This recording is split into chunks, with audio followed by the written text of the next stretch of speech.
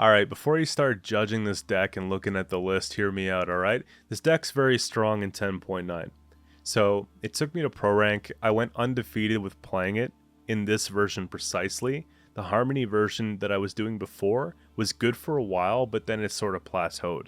So this one here went undefeated from the rank 1 mosaic into pro rank and then a few games in pro. And honestly, I think it has to deal with the fact that this deck puts out really good tempo swings. It puts out just like raw outputs. So a lot of the plays that I have, like the archers and the waylay spam and the bowmans and like the sentinels and stuff like that, are just, we put down points, we damage them for points, done, right? There aren't a lot of engines in the deck, so when the opponent is trading removal, they're often trading down. Now, we do have a few engines, don't get me wrong, Dwarven Chariot, but this is like a defensive engine, which is all the better for us because putting armor on things also reduces payoff from enemy removal, right?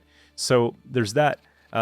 Skirmisher, again, if we're playing into like Imprisonment, leader ability, they go and they use a leader charge on that, it still trades down, right? So this is what I'm talking about in trading down to removal. The only thing that really gets a good payoff for them would be the Venedane removal, right? We often want to take Crystal Skull on that, boost it up, and then obviously plays really well into a Heat Wave, but I'm willing to have one risk in the deck that, if it gets removed, it kind of sucks. But even if it does get removed, one of the real reasons why we're putting this card in the deck is to, again, trade for that removal, but also to get the extra waylays for the Simlast. So it's pretty good.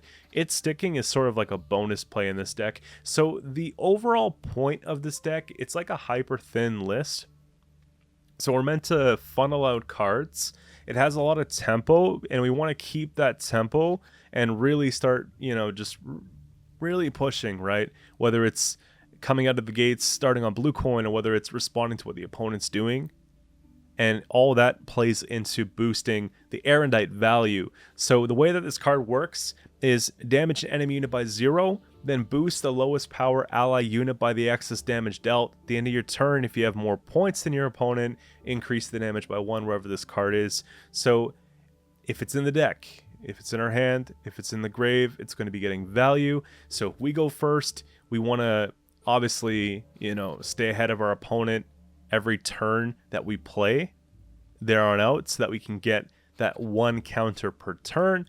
And if the opponent goes first, we want to respond to all their engines and shut down their plays early, staying ahead so that we can build the sword.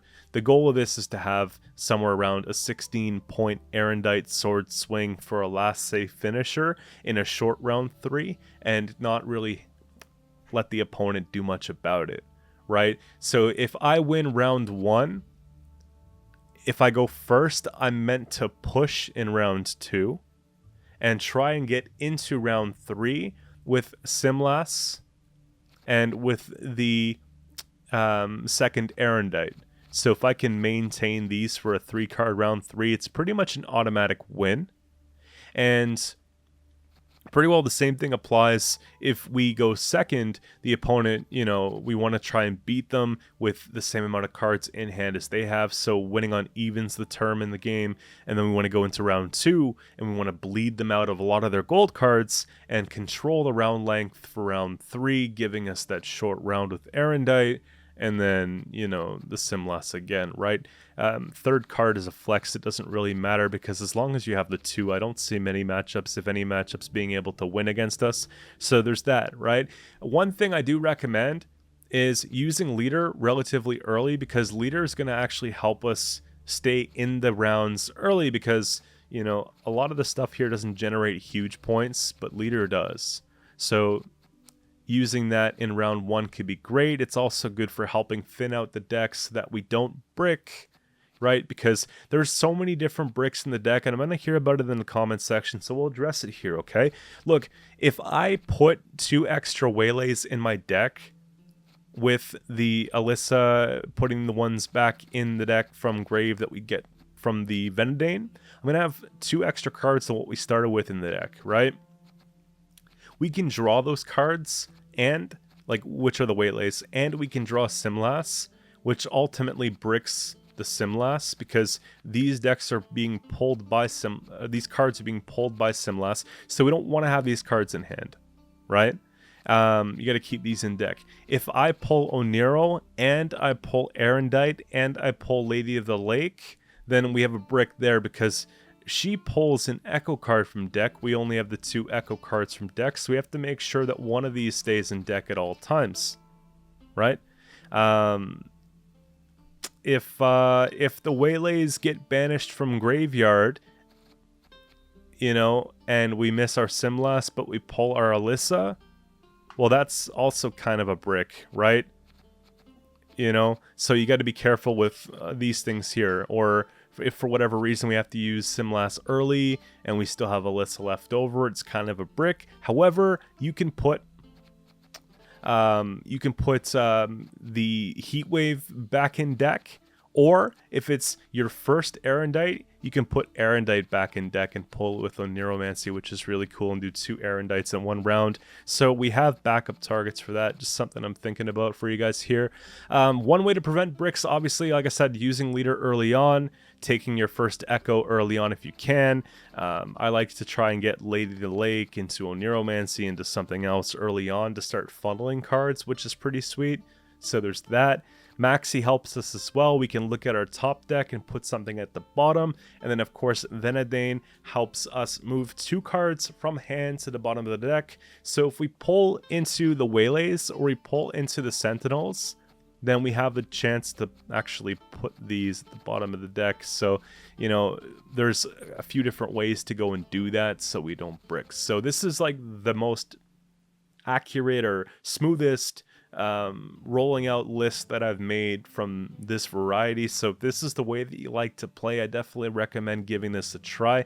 This is a serious deck. It's a try hard deck. If you guys really just want to perform, again, give it a try. It's not a meme or anything like that. This deck just makes a lot of sense to me. So I enjoy it. I'm going to keep playing this the rest of the season. But obviously we have to continue to make different decks for the deck guides. But I just wanted to share it with you guys here. If you enjoy the content you see, don't forget to subscribe to the channel. We're pushing for 12K subs, and we should be there soon with the way that we're pacing. So I'm really excited about that. And yeah, more stuff to come on the way soon, guys. So prepare. But for now, let's get into the gameplay. I got 5 games with commentary for reference today, from rank 1 to pro rank. So for the first matchup here, we got Skellige Blaze of Glory. And with this matchup, I like to go second because Skellige plays very slow in round 1. It's always been a problem with warriors. Now, we want to sort of steamroll so that we can get in a position where we win on even, and then we can go into round 2 and we can bleed out to get the most value from Erendite. So I'm trying to figure out how we can start the round to get really good tempo. So either we tempo pass early and they have to play a lot of cards to catch up, or they just can't catch up whatsoever and we kind of do a reverse win on even situation, or we can sort of collect our hand and, you know, get our deck in such a way that we have good reach for pushing in round 2. So if we're able to play the Waylays here, put them back in deck and get the Simlas online and set up, that could be really good for pushing. Of course, you want to take Venadane early because once they get the second Highland Warlord out there, or even the first one makes a big difference, then all the raid cards are worth 1 more damage, and then suddenly it gets clipped pretty quick. You could see here 6 damage off of stunning blows getting pretty serious, right? So we got to take the second one, even though it's trading down, because I'm anticipating something like a Primal Savagery at this point, or, you know, just a follow-up card to destroy it, right? So you see the Savageries there, but the damage has already been done from the Venadane. And, you know, one of the parts that I do like about going first with this deck, obviously, is getting the Erendite online early. And it's also a little bit easier to keep Erendite online. You notice how every single turn so far, it's been ticking and adding an extra point to the boost. So that helps. I take the Alyssa here just so I can put the Waylays back in the deck, right? And that's all set up. So now if we get a pass here after playing a couple more bronzes, we have a lot of things sorted out for round 2. and I think it might even be worth bleeding in round 2, even if we don't get back card, if we can get out the iced combo, and if we can get the most Erendite value possible, right? So if it's like a 15, 16 point sword by round 3, I think that kind of makes up for the card advantage.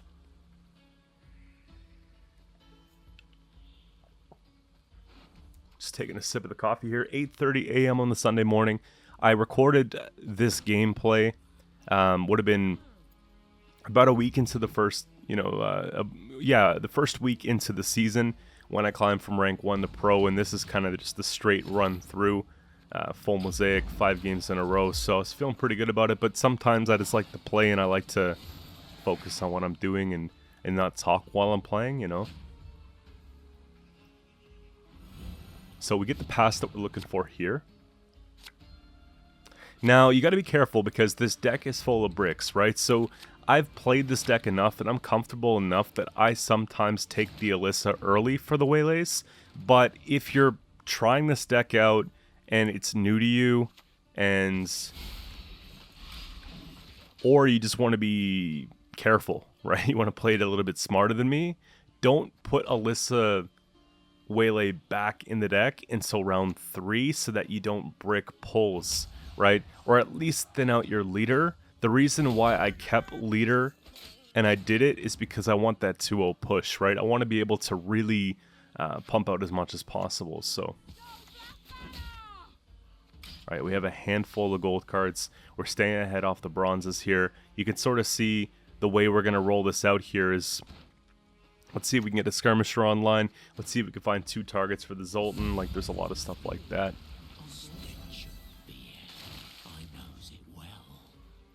4 turns of rain kind of makes a big deal here, but if we don't play on the melee row, we could sort of play around that. It sort of affects me playing the skirmisher, right? Because what are you going to do?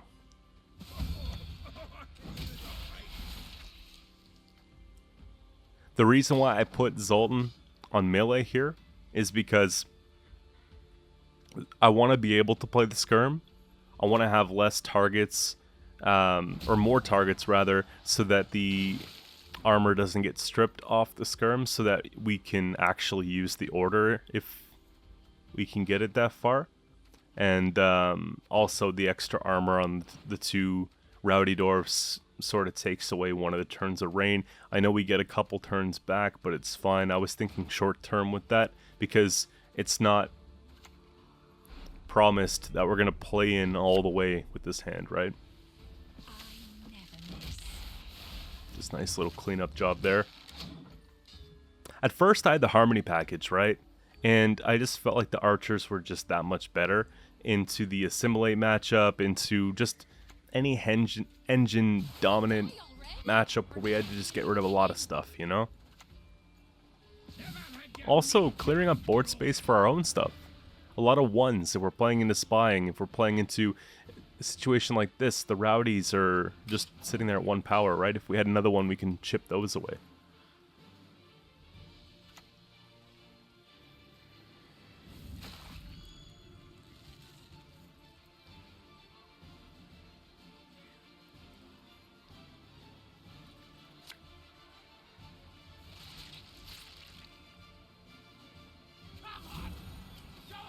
So we lose to, honestly,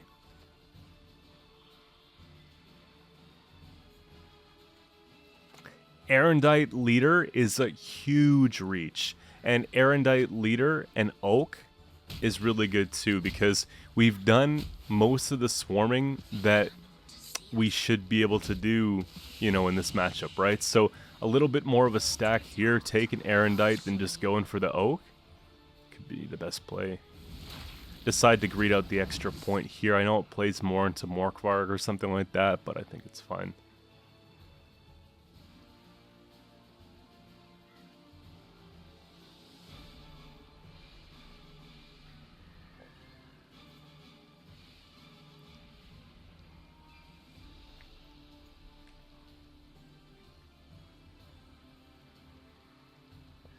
Now, I'm looking to put them in that position, right? Where they have to start thinking about leader iced. 23 to 10.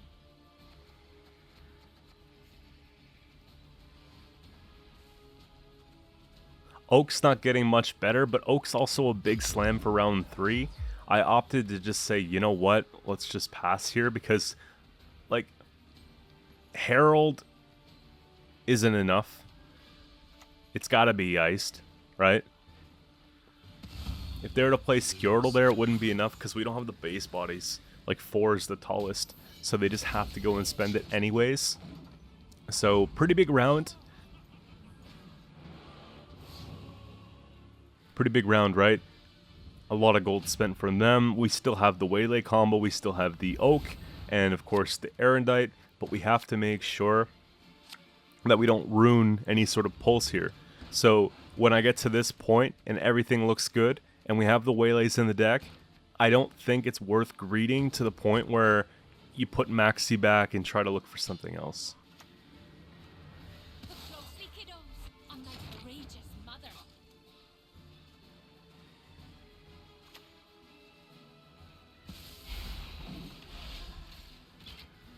Now, we could still set up Oak with the Simlas, you know? We get the big spawn. If enough of them go in the same row, we're pretty good with that.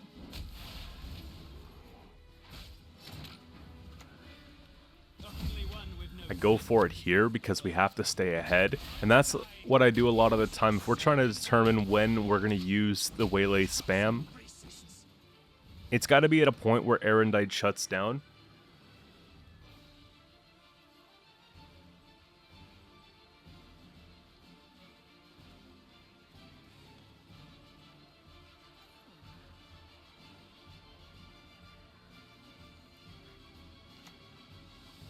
They just overkill. We don't play really, like, we're not super vulnerable to tall punish unless we take a boost on an Oak, but that would be the absolute tallest we go is the 9p, and, you know, most often we're also using damage with it, so they do trade down our removal on a lot of things here, and you can see we,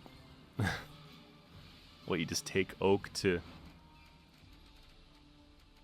you just take Oak for the boost at this point. They have no tall removal left.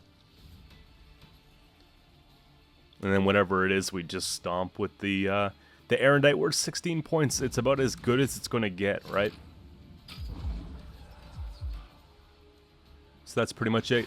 How are you guys as far as progress on the Shoop event? Did you guys get all the cosmetics? I think I only have one of the bundles left in the ornaments pack. It's like just one title and something like that. I got most of the stuff. Now, Imprisonment coming up here next, and Vanadane in hand, so we can hold on to a Waylay because we could put that at the bottom of the deck, right? We don't have to worry too much about that, and that's something you guys want to utilize when you can, is holding Waylays in hand if you draw the original 2, and then being able to put them at the bottom of your deck so we don't pull into them as easy later on, right? I don't like seeing Erendite in hand, but at the same time, we don't have Oniro, so Lady Lake's, you know, something we could pull. I just can't play Erendite here in round 1 because it's not going to be worth anything, so I put it back, put the Waylay back. We have the 2 we could play from hand.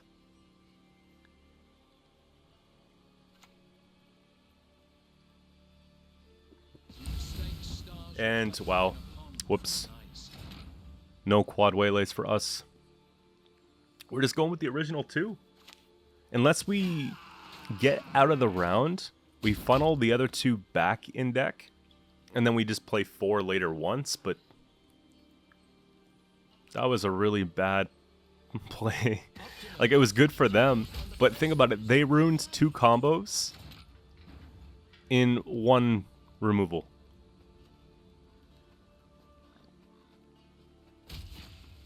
It's probably the point swing.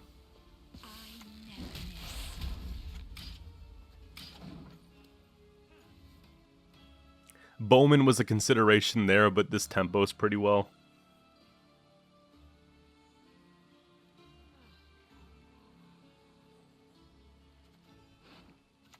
I'm trying to figure out what they're playing at this point, right? It's a little bit of everything, and that kind of scares me. Now, Glynis is something you just got to remove. So, probably hit it with the bowman, and conveniently here we get what we need, and we take the thinning, we go for a little bit of the tempo pass, and that can give me some room to get out of the round and keep the waylays, and they go for the pass. So we're good to go here. Ring of Favor. Again, not a lot of information about what we're going up against, so it makes it that much more difficult if we're going to try and bleed. And it doesn't look like a bleeding hand, because if we take 2 mulligans, we still have a brick, despite the thin. So we got to put, we got to look at basically maybe taking a thin or 2 here and then getting out, because we're at 9. We never pass here. We want to have Erendite turns, right? So it could be going and taking Maxi. It could be using the first Erendite. Little plays like that are fine, right? But we don't really want to be spending our playmaker golds, you know? And so that's kind of how it is.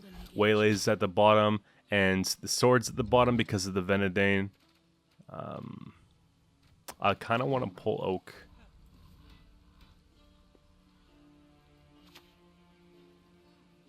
Sort of go for the click. Now, it's kind of nice to see some of the point swings like Nazca come out. And we don't have to do a whole lot to stay ahead.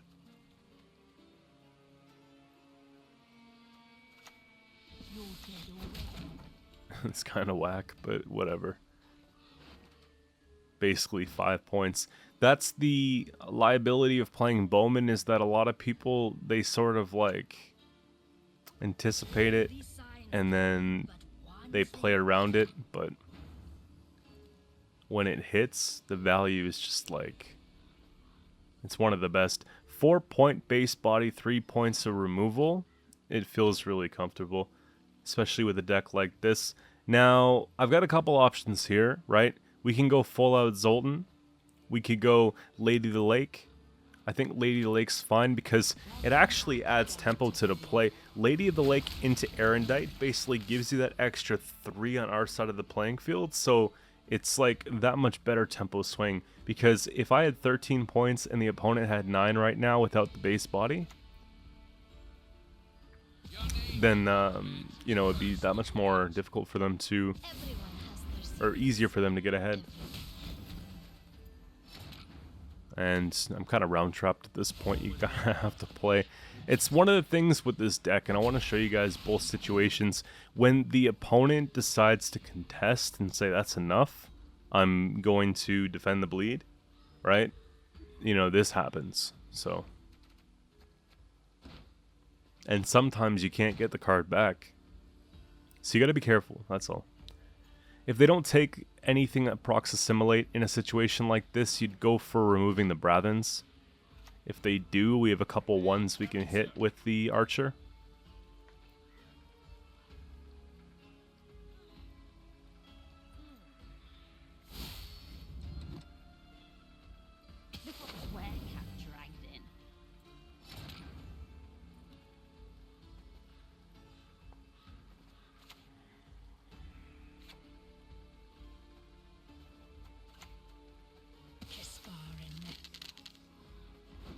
Get rid of the spying so they can't make another copy or something like that. I think that's fine. And I'm just really hoping that I have a turn that the opponent's not playing more than 6, you know? Whenever I roll bribery, I never get a good hit. Whenever they roll bribery, it's always a pretty good hit. I think that was pretty good. It keeps them ahead.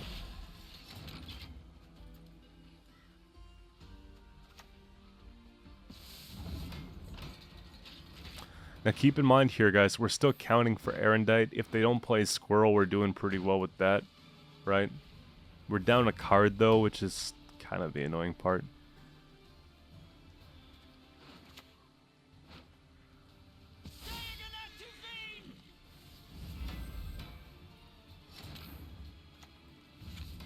Didn't want to do it, but I have to. I'm trying to find a way out. Also, in Assimilate, it's probably like a 10-12 point heat wave anyways. Now, I'm so fortunate. We stuck it out for a while, and we got basically the pick we're looking for here. 13 points.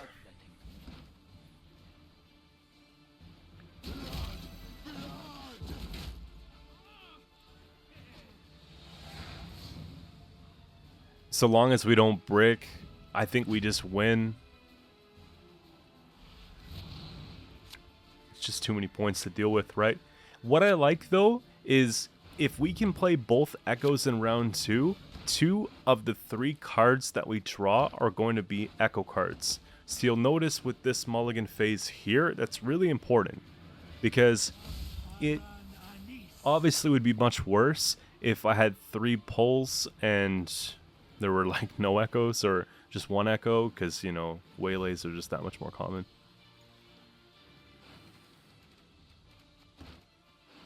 Usually we like to finish with last say Erendite, so in a situation like this where the opponent's putting out a bunch of points, they have the practitioner at, you know, 5 provisions with assimilate, bringing out 12 points with that play. They bring out 2 for me. I have to go and take waylay here to get rid of the engine and to keep Erendite online. So that's how you determine the time here, and for them it's just, you know, too much to deal with. So we get the easy forfeit there. Sorry to opponent. Moving on to the next one. Here we got Deadeye Ambush Elves, and this matchup feels gross. I don't like this one because they have a lot of tempo, and I don't expect a lot of value for Erendite. But we have to win the round because we need to be able to contest their waylay play with our waylay play, so it's kind of frustrating. The pro side of this one here is that we have Venedane access through Lady into Oniro, and then we can put the 2 waylays in hand at the bottom of the deck, so that helps a lot more with bricks. And as far as the hand itself, we could pretty well play everything because we've got that reach, you know? We've got pretty big reach. It's not overcommitting if we play most things here. I'm deciding to go ahead and just put down Zoltan at this point because what do you do, right? I can remove that engine. We can remove, I guess you can call it an engine, but the neophytes, right? Just to save some points there.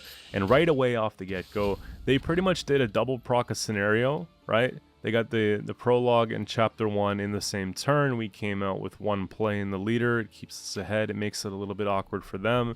It looks expensive for us, but it's just the cost that, you know, it is.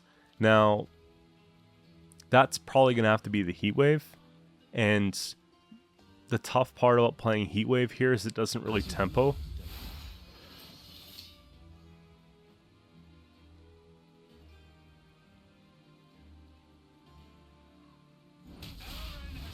You see what I mean? Heatwave on that plays for 7 points, but if we don't do it, then they have 2 waylays in hand, and they get the extra points off that, so...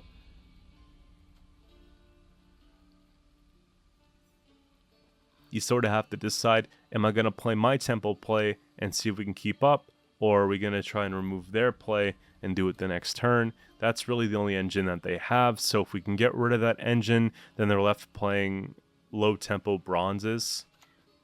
And maybe then some payoff cards. You see what I mean? Erendite's at 1 point at this point. It's not very good. And they don't have a direct answer to deal with the Swordmaster. It's pretty awkward. Sort of,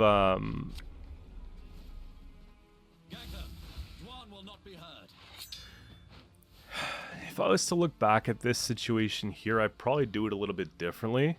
I'm stacking the row, basically depending on them removing stuff. Like, I think that Zoltan's going to be clipped here. I was expecting that Heatwave could certainly be an option against the Venedane, right? I wanted to keep the row somewhat stacked for the Oak, but you have to be careful because we have Skirmisher that's row locked to melee, and we have the Doblathana Archer that in this matchup, the easiest target would be playing it on melee and removing one of their Deadeye. Now that would spawn on melee as well, so I regret putting Venedane on this row. And I'm trying to think about it at this point. I'm like, do I take out a Neophyte or Deadeye, or do I just go for the Swordmaster and then try to like remove it on the range row with an archer because we're out of space on melee?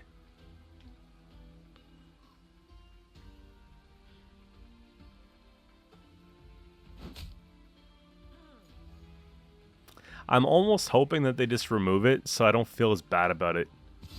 And they do. So, yeah, it's alright. Now here's the problem. If I play a Waylay, they probably pass.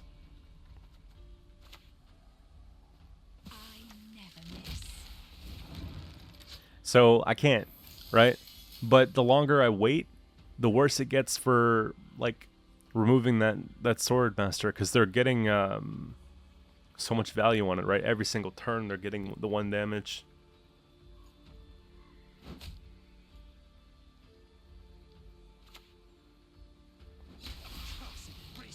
They're kind of helping us out a little bit here. 25, it keeps us ahead if we take a Waylay now.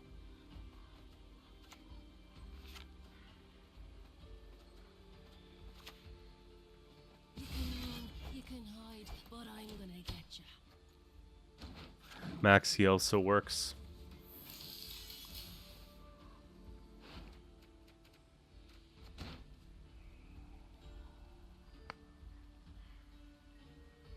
The top deck looks pretty good.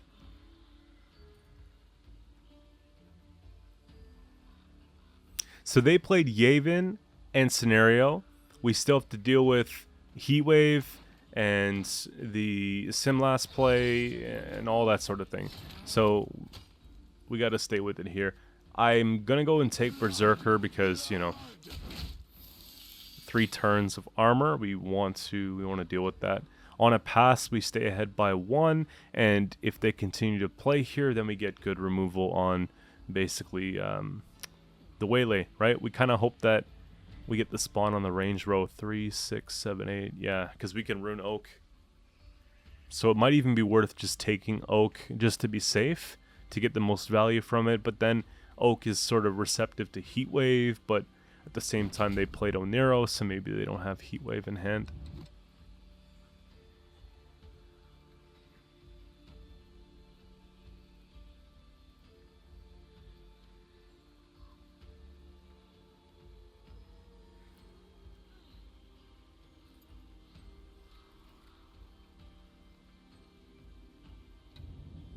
It's pretty nerve-wracking too, because the leader ability basically ruins us as well.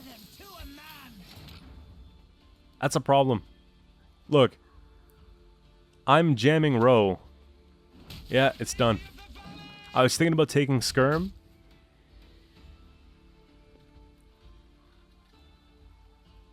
Now Oak's just like bad. Also, Skirmisher like plays for 1 point unranged. We take these opportunities that we get, really. That's it.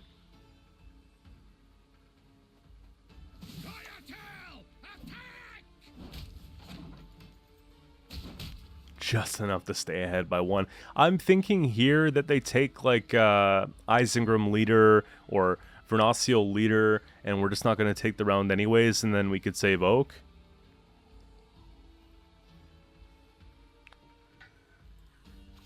Free company.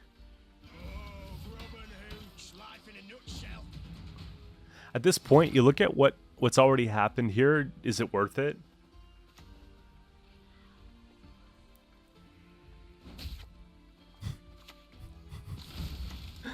I guess so, right? We just go ahead and take it. Now, they have a little bit of an advantage because they have leader and we don't, but we saved Arendite a little bit more.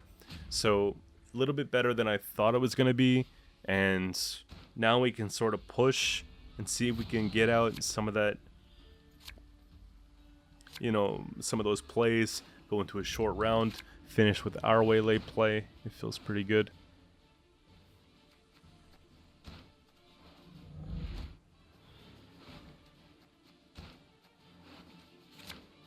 There's not a lot we can do here. I need something to do.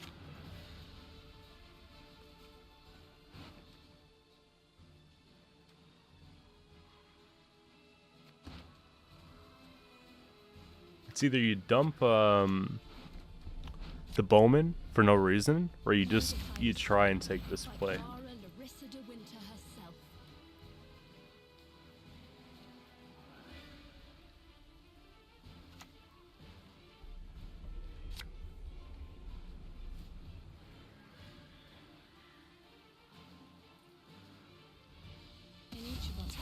And I like that we're putting them in a situation where they have to spend their leader on like a trade down. We used our leader when we wanted to. Now they just have to use it because we put them in a situation where that's what it is, right? So getting the leader charge out, getting Vernacio out, both huge things, right? I don't think that it's worth it here. If I play Waylay, chances are they have Simlas and they respond, which is great and everything, but because they have the 2 leader charges on me, I can't. We have to get our value from basically removing their tokens so that their swarm payoff's not as much.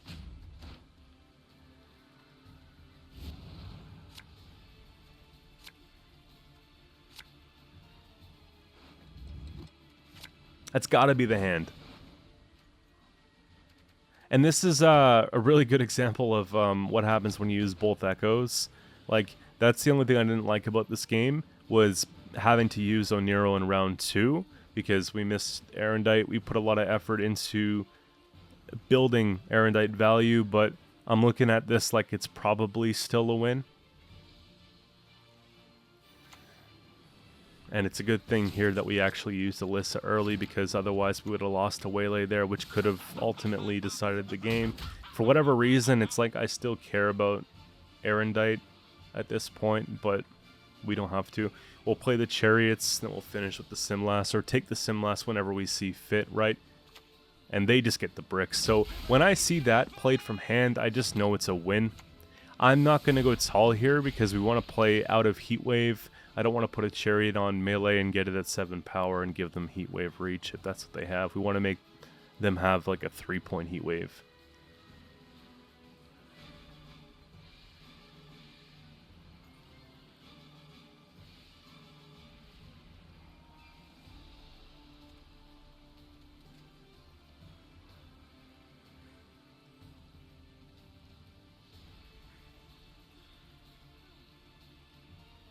If you guys have played a deck like this, you know how I'm feeling right now. I'm really trigger happy with the Simlas. I'm just waiting.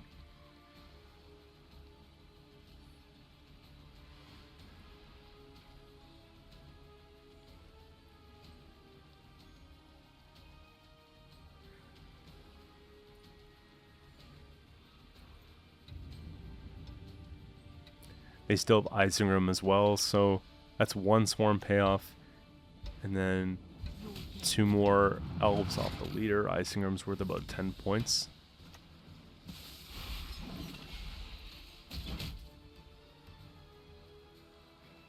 Yeah, it's too bad. I'm just showing you guys what could have been. You'll notice a trend here with all the games that we're playing. It's looking pretty good. And I showed you the red coin, the blue coins. You can see, you know, we can get Erendite value both ways here. And obviously, it's going to be close, right? Simlas is kind of a big deal for that. Don't forget to pad the armor here, right? We just take it because we didn't brick. We take out theirs with ours. That's just the way it is. If they had no bricks and a good card, it could have been a different story, but it was pretty close either way. We got another Scoia'tael matchup coming up here next, and Scoia'tael Guerilla Tactics. Again, I don't like playing against ST as ST. I like using ST against, like, other factions. ST mirrors are probably one of my least favorite. ST mirrors are bad. Syndicate mirrors are bad. Actually, like, all mirrors are bad. Nilfgaard mirrors are really bad. Let me know in the comments, guys, what is your least favorite mirror? If you made it to this point of the video, I'm curious to know. For me, it's gotta be... Skellige mirrors are bad. Like a warrior's mirror or pirate's mirror is bad. I don't even know. I feel like... Imagine they, like, took mirror matches out of Q. If the game was bigger, I could see that being a thing. Like, they could definitely filter it. Like, they read what you're queuing and put... Because it's, like, kind of lore friendly, I guess. I don't know. Like, you know... When does Northern Realms fight Northern Realms? You know what I'm trying to say?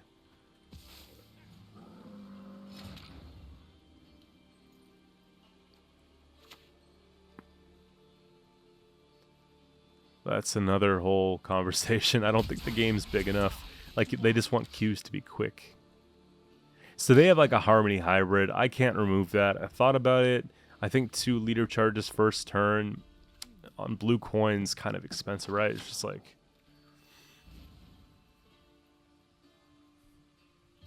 Now Saskia is a big problem. We have a Harmony at 3. You know, I might just have to take... Ah, that's worse.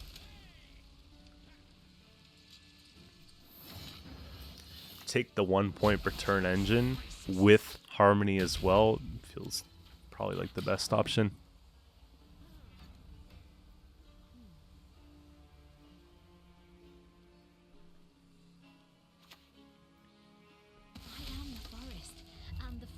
After I do this video, I gotta spend a lot of the day cleaning, guys.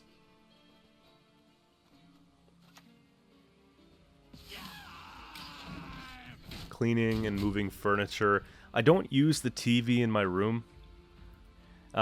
Just because it's too low. I can't see it from the bed. At my old house, it wasn't in my bedroom. I just decided to move it here because I got another TV for upstairs, and it sucks. So gotta figure out what to do with that.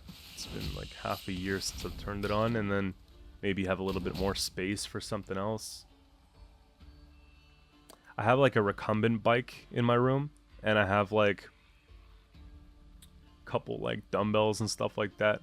I'm thinking about maybe just like having a little bit more space on the left side, just so I can, you know, maybe make that more of a morning routine. A little bit easier to do when you have the space. You don't have to push things all around. Now we're up by about 15 points. I feel like that's kind of where you need to get out, because if we stay in it one more turn, Saskia ticks off again. They get the extra spawn, and it doesn't help us because we're trying to remove engines. But the problem with Saskia is she likes that, right? We take away engines, she continues to thin engines, the opponent goes through the whole deck, they're happy about it too. So that's why this matchup's so frustrating.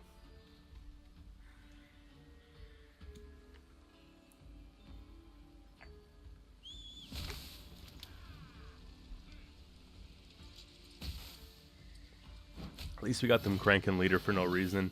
They do get the extra summon here, which is fine. At least we get the card. We don't lose on even. We get the full leader out of the way.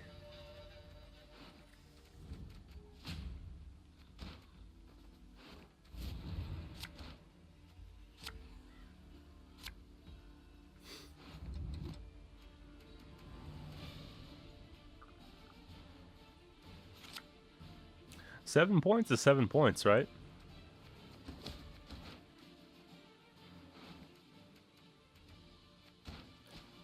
What I normally see in this matchup is a bleed with scenario jam, right? If it's the Harmony hybrid. I'm really happy to see that we don't have that here. I'm gonna greed it out yet again. Again, don't try this at home if you're not comfortable having a clogged deck. I just figure, like, it is what it is, you know? I get back 1 echo. I just need to not brick 1 and 2. Maxi's okay. I have 2 mulligans, and you just have to, leave it here.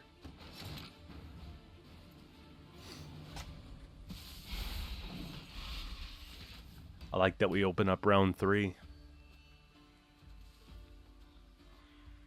Yeah, because look, I can pull into a Waylay, I can pull into a Peller, I can pull into a Lady of the Lake. All these cards don't do anything for me, so it's not worth, you know, taking that extra mulligan and doing all that. Now, I gotta heat wave that. That's really important. But we shut down Erendite here. What I'm going to have to do is put down Zoltan so that we can continue to tempo this coming turn, right? Which is actually, it's not bad. You know, we take that, we put the armor on right away.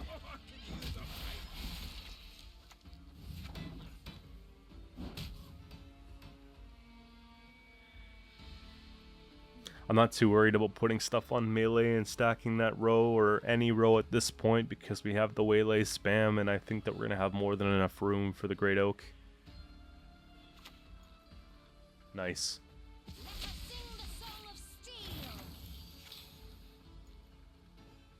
It might be time.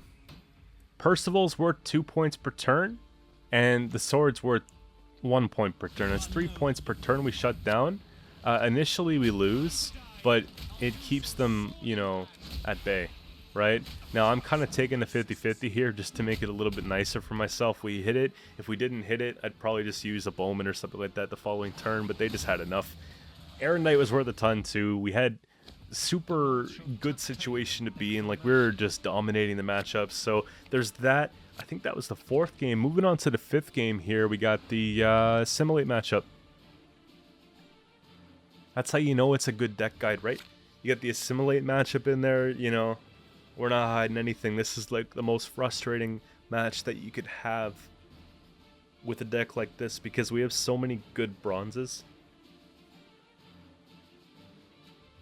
And also, they get all the procs, like, if they're like Kua Simlas or Bribery Simlas, like, they get it twice. Leader Simlas, like, they can thin out the deck, play tons of cards.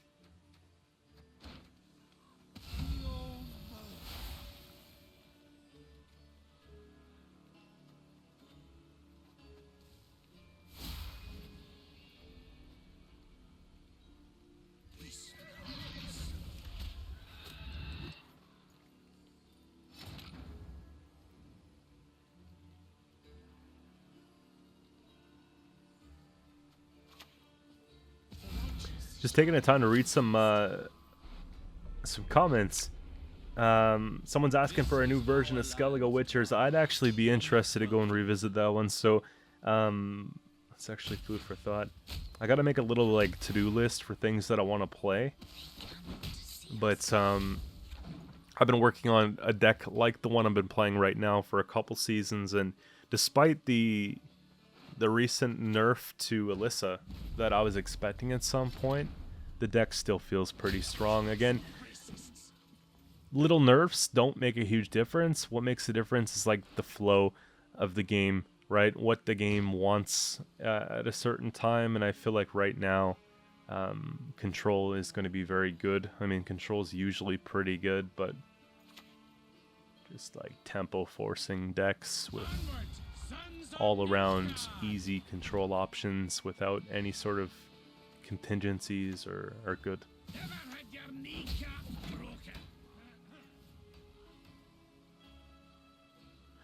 I think I might get a little bit of flack for this because I gotta admit, if I were to play against this Precision Strike deck, I would be pretty frustrated. So big shout out to all the opponents in this here, and good game to everybody. Yeah, it would be annoying. Now, this is going to make him even more upset. I take the 25% roll and we hit. My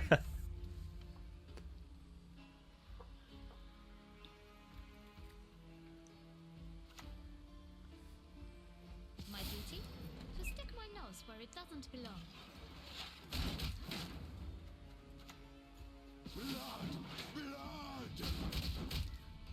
Pretty comfortable lead here still.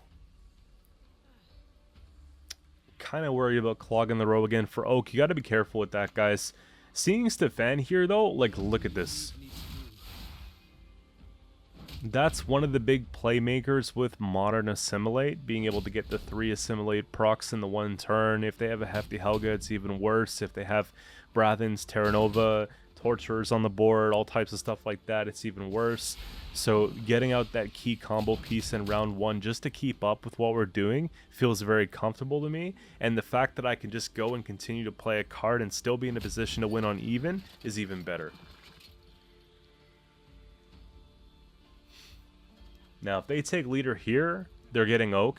I'm thinking that at this point, opponent like knows we have Oak, because the way that they're row stacking melee, it's either they know we have Oak or they have Triss, or both, right?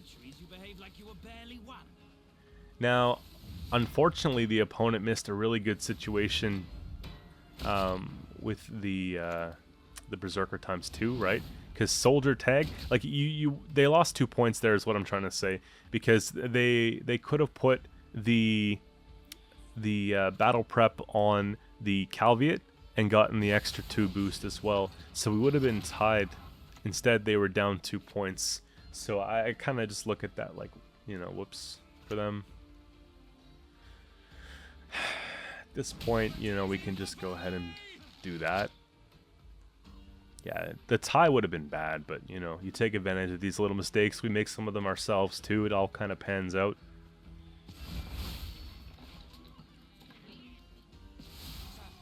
Obviously, I'm not playing Simlas, right? But I could probably play Oak. We did stack pretty well.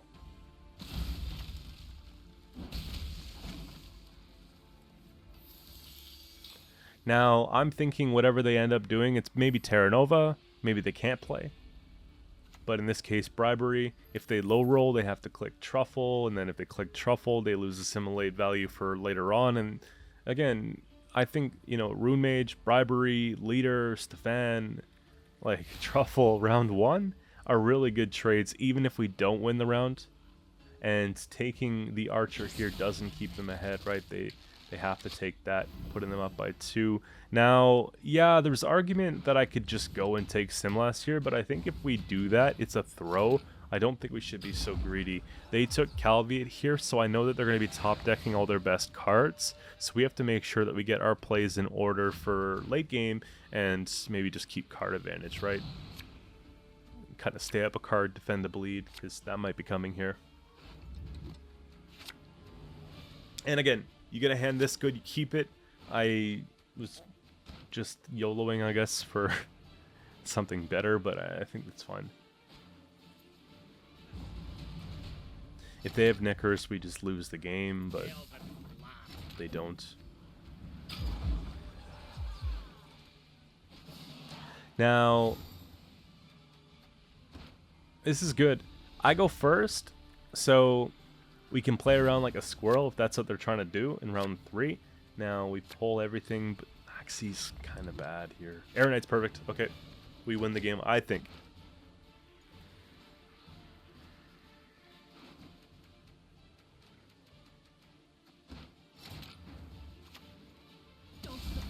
I love this deck because it's raw Gwent. Like, it has strategy, it has timing, it has precision. Get it? But you know what I mean? Like, it's not just we jam cards and we win games. Like, there is a more to it. And yeah, just because it's annoying doesn't mean it's not wholesome. I think it's certainly a little bit better balanced now than it was too with the Alyssa nerf.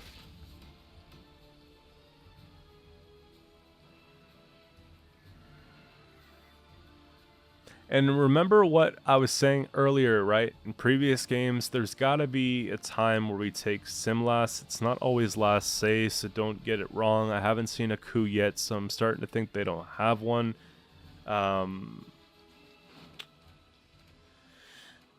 It's probably just, you know, I see a Vigo and I see a Brathens, both of which are, you know, worth 5-6 points here, right?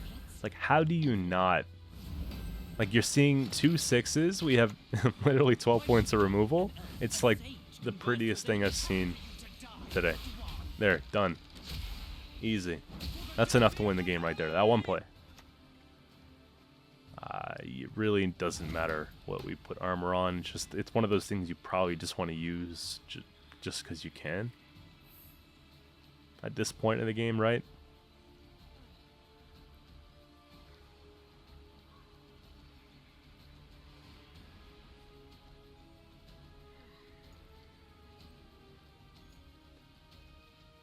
The archer's kind of whack because I can't use it offensively on melee.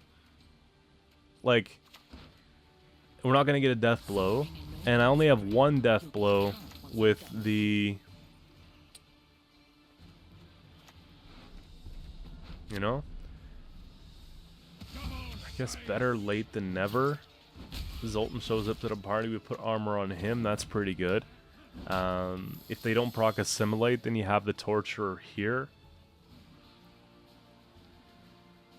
But chances are they play torture before Terra Nova, so yeah, surely. Could you imagine if we kept the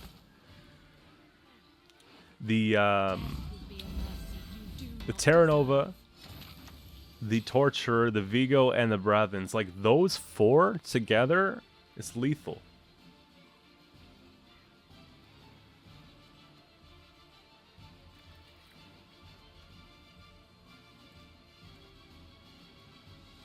You know, you could always just take... You could always just remove the engine.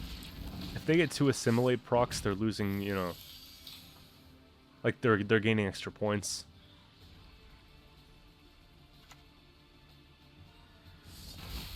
Yeah. That's kind of what I was worried about.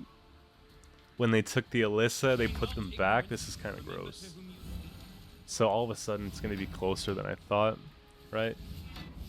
They have to stop.